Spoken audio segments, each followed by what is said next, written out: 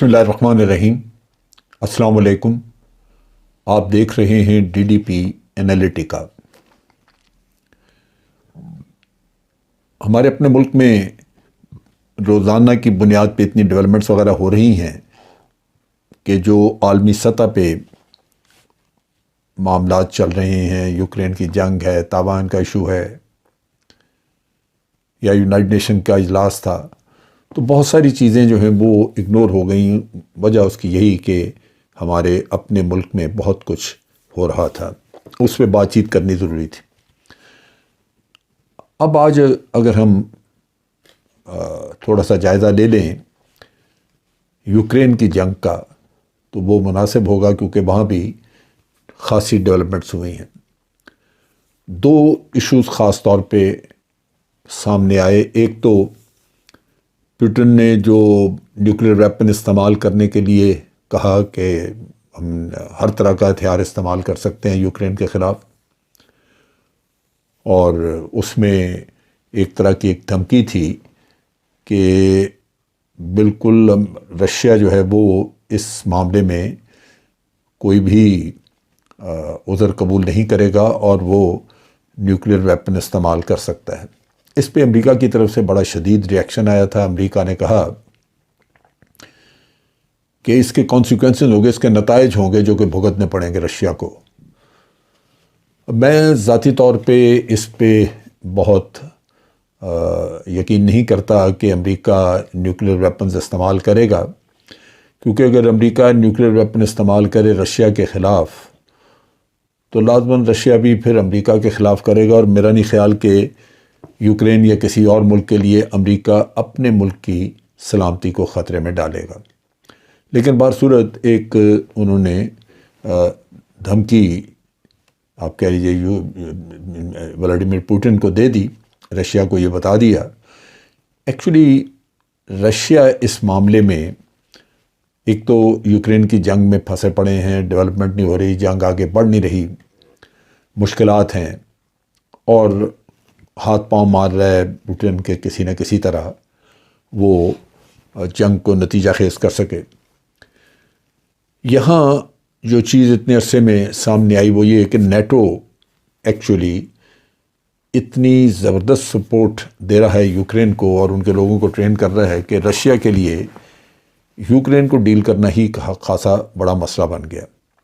چنانچہ پوٹن نے جو پچھلے دنوں اپنی تقریر کی اس میں اس نے کہا کہ در حقیقت مغربی دنیا رشیا کو تباہ کرنا چاہتی ہے اور ہم یہ قطعاً قبول نہیں کریں گے۔ چنانچہ اسی وجہ سے اس نے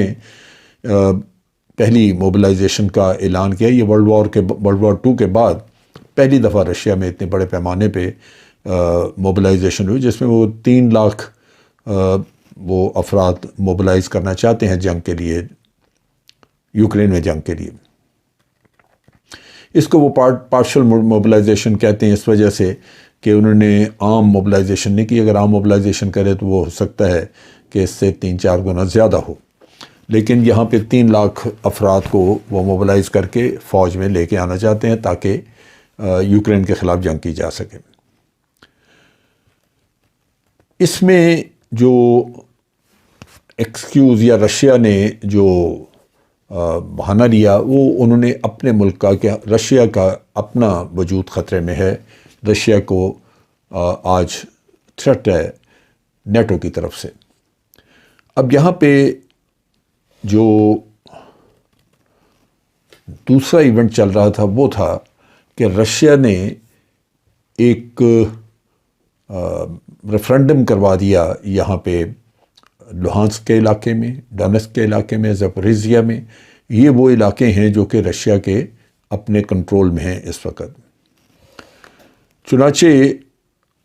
یہ کوئی 15% کے قریب ٹیریٹری، یعنی یوکرین کے پورے علاقے سے اگر اس علاقے کو ہم دیکھیں تو یہ کوئی 15% کے قریب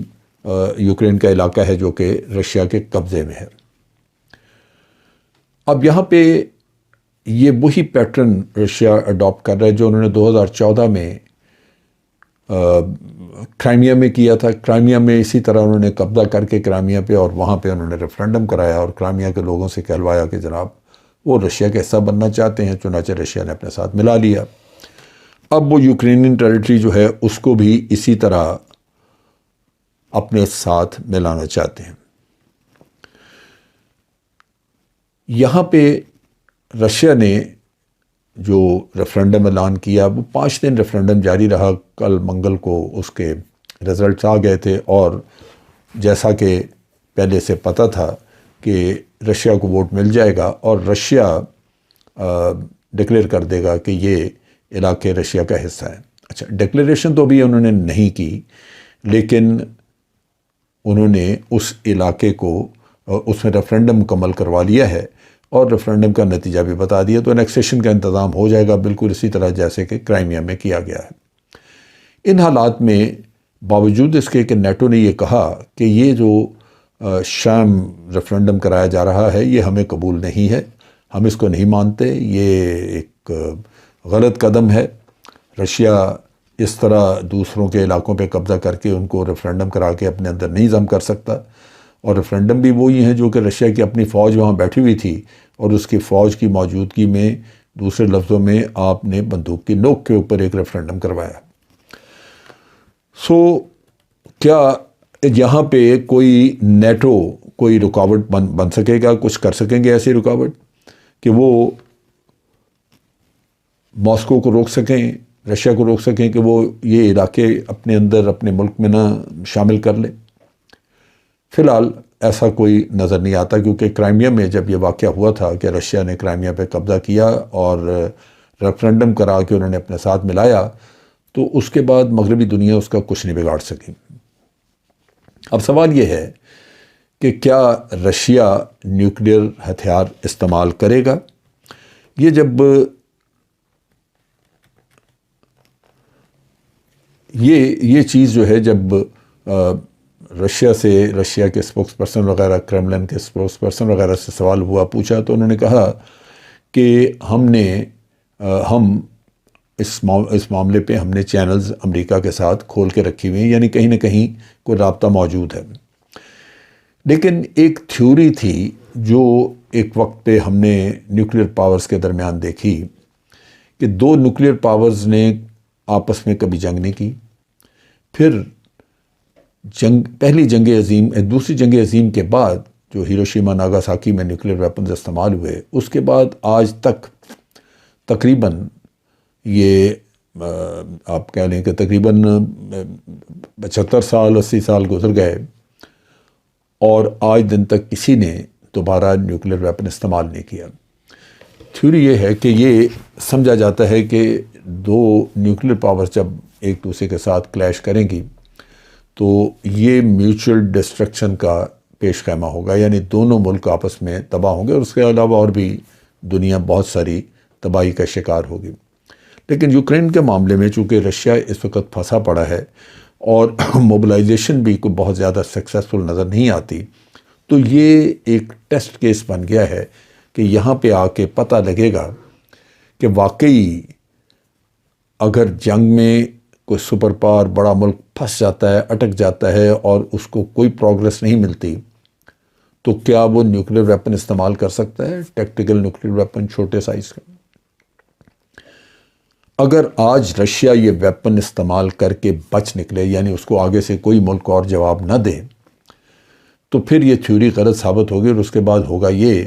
کہ بہت سارے اور ملک بھی آزاد ہوں گے کہ وہ اب جہاں چاہیں کسی چھوٹے ملک کے خلاف یا نان نیوکلیئر ملک کے خلاف وہ نیوکلیئر ویپن استعمال کرنے کا سوچیں یا کر لیں۔ یہ وہ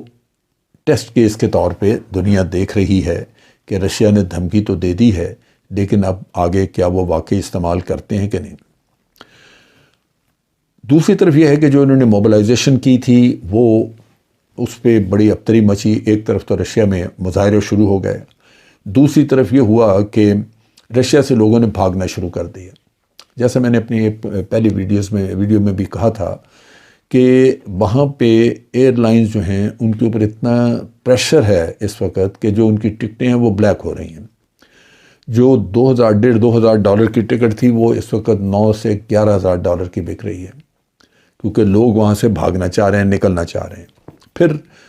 بہت سارے لوگ ویسے بارڈر کراس کر گئے ہیں، فن لینڈ کی طرف چلے گئے ہیں، جارجیا کی طرف، اور جارجیا کی طرف تو لائنیں لگی ہوئی ہیں، اور وہ یہ کہتے ہیں کہ تقریباً 48 گھنٹے وہاں انتظار کرنا پڑتا ہے جارجیا کی طرف کراس کرنے کے لیے، اتنا رش ہے وہاں پہ۔ ان حالات میں یہ بڑا مشکل ہے کہ پوٹن جو سوچ رہے تھے کہ 3 لاکھ آدمی وہ ڈرافٹ کر لیں فوری طور پہ، ریزروسٹ ہیں ان کو ریکال کر لیں اور جنگ کی تیاری ہو جائے، وہ پروسیس مشکل میں نظر آتا ہے، ڈیلے ہوتا ہوا نظر آ رہا ہے۔ اب ان حالات میں وہی بات ہے کہ اگر رشیا ملیٹریلی اپنی فورس وہاں نہیں پہنچا سکتا، اپنی فوج وہاں نہیں پہنچا سکتا، تو پھر چانسز یہی ہیں کہ کوئی ویپن آف میس ڈسٹرکشن استعمال ہوگا۔ چنانچہ بات وہیں آ کے پھر رکتی ہے کہ کیا واقعی رشیا یہ کام کرے گا۔ یہاں پہ یہ بھی ذہن میں ہمیں رکھنا چاہیے کہ اگر رشیا کچھ کرتا نہیں ہے تو اس بات کا احتمال بالکل موجود ہے کہ آہستہ آہستہ یوکرین یہ علاقے واپس لے لے گا۔ پچھلے دنوں میں ہم نے دیکھا، پچھلے مہینے میں یوکرین نے بڑے بولڈ قسم کے حملے کیے، اور انہوں نے کافی سارا اپنا وہ کہتے ہیں کہ جی ہم نے 6000 اسکوائر کلومیٹر کا علاقہ جو ہے وہ ان سے آزاد کروایا ہے۔ کنفرمیشن تو اس کی نہیں ہو سکی، لیکن کافی ساری جگہوں سے انفارمیشن ملتی ہے کہ واقعی انہوں نے یہ علاقہ خالی کروایا ہے۔ اسی میں انہوں نے ایک علاقے کا یہ بھی بتایا کہ وہاں سے رشین جو ہیں وہ بھاگ کے واپس، یعنی یوکرینین کا علاقہ خالی کر کے وہ پیچھے وڈرا کر کے رشیا چلے گئے۔ اب جو ان 4 علاقوں کے لوگ تھے جن کو ووٹنگ کے لیے پیر سے شروع کیا گیا، یعنی یہ 5 دن جنہوں نے ریفرنڈم میں حصہ لیا، اور ان کی پلان ہے کہ وہ وہی ان کو استعمال کریں، تو ان علاقوں میں انہوں نے انہی میں سے، یعنی یوکرینین جو ایک وقت پہ تھے، جن کی شہریت یوکرین کی تھی، جن کو اب وہ ریفرنڈم میں استعمال کر کے اپنا حصہ بنانا چاہتے ہیں، وہیں سے ان کو آرمی میں بھرتی کرنا شروع کر دیا۔ یوکرینین یہ کلیم کرتے ہیں کہ یہ لوگوں کو زبردستی بھرتی کر رہے ہیں وہاں سے، ہمارے علاقوں سے، اور ان کی مرضی کے خلاف بھرتی کر رہے ہیں، لیکن بہرصورت رشین کوشش یہ کر رہے ہیں کہ ان کی افواج میں جو کمی ہے وہ وہیں لوکل لوگوں کو بھرتی کر کے تو پوری کی جائے۔ اب جیسے ہی یہ پروسیس شروع ہوتا ہے، یعنی یہ علاقے ان کو واقعی رشیا اپنے اندر ضم کرتا ہے، وہ اس میں لوہانسک کا علاقہ ہے، ڈونیٹسک کا علاقہ ہے، زپوریزیا ہے، اور خرسون کا علاقہ ہے۔ اب یہ اگر علاقے روس بن جاتے ہیں، رشیا کا حصہ بن جاتے ہیں، تو بہرصورت یہ رشیا کی پھر ذمہ داری ہوگی کہ وہ اس کا دفاع کرے، اور یہی وہ چیز دنیا کو بتا رہے ہیں کہ ہم دفاع کریں گے، ان کو اپنے ملک کا، اپنے سرزمین کا دفاع کریں گے، اور یہ سارے علاقے یوکرین کے جو قبضے میں چلے گئے یہ رشیا کی سرزمین کہلائے گی۔ ان حالات میں جنگ ختم کرنے کا کوئی سلسلہ نظر نہیں آتا، یوں لگتا ہے کہ جنگ مزید تیزی پکڑے گی۔ رشین فارن منسٹر لاوروف نے ابھی 2 دن پہلے جب اس نے خطاب کیا یونائٹڈ نیشن جنرل اسمبلی میں، تو اس نے پوری طرح یقین دہانی بڑے پر اعتماد طریقے سے کرائی کہ جو یہ ڈونیٹسک اور لوہانسک وغیرہ کا یا خیروف کے علاقے ہیں جن کو رشیا اپنے اندر ضم کرے گا، انہوں نے کہا کہ میں وہاں کے لوگوں کو پورا یقین دلاتا ہوں کہ رشیا ہر حالت میں ان علاقوں کا دفاع کرے گا، یعنی اپنی سرزمین کا دفاع کرے گا، اس لیے یہاں کے لوگوں کو کسی قسم کے بھی ڈرنے کی ضرورت نہیں ہے۔ امریکہ اپنے طور پہ مطمئن ہے کہ رشیا کو انہوں نے دھمکی دے دی، لیکن جو یوکرینین پریزیڈنٹ زیلنسکی وہ اس معاملے میں پریشان بھی ہے، اور اس نے برملا امریکہ کو کہا ہے کہ روس کے صدر نے جو دھمکی دی ہے نیوکلیئر ویپن استعمال کرنے کی، اس کو بلف نہ سمجھا جائے، اور یہ رشیا کے صدر نے خود بھی کہا تھا کہ میں بلف نہیں کر رہا، میں جو کہہ رہا ہوں میں واقعی وہی مطلب آپ کو سمجھانا چاہ رہا ہوں۔ تو ان حالات میں یوکرین میں پریشانی ہے، یوکرینینز جو ہیں وہ کافی حد تک اس وقت خوف و ہراس کی حالت میں ہیں، اور انہوں نے مغربی دنیا سے اپیل کی ہے کہ وہ اس دھمکی کو سیریسلی دیکھیں، اس کو بڑا اس کے بارے میں سوچیں، اور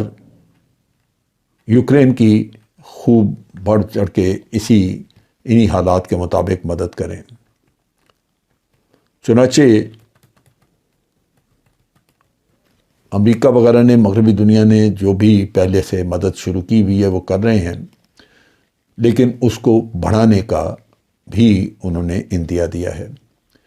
امریکہ نے 2014 سے جب کرائمیا پہ قبضہ کیا روس نے، 2015 سے انہوں نے یوکرین کی مدد شروع کر دی تھی۔ یوکرین میں انہوں نے اسلحہ پہنچانا شروع کر دیا ہوا تھا، ان کے ڈیفنسز وغیرہ، ایڈوائز، ان کو سارا، اور جیسے جیسے رشین سائٹ پہ انہوں نے دیکھا کہ فوج جمع ہو رہی ہے ادھر حملہ کرنے کے لیے، تو وہ ان کی مدد کرتے رہے۔ یہاں پہ اب صورتحال یہ ہے کہ یہ دونوں کے لیے ایک چیلنج ہے کہ اگر پوٹن کو شکست ہو، جس کا کہ امریکن خود سمجھتے ہیں کہ شکست وہ نہیں کھائے گا، وہ ان کے ریسورسز کافی ہیں، لہٰذا ایک چیلنج ضرور ہے کہ اس وقت جس نے بھی تھوڑی آنکھ جھپکی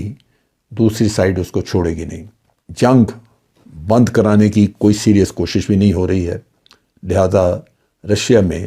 حالات، رشیا اور یوکرین کی جنگ میں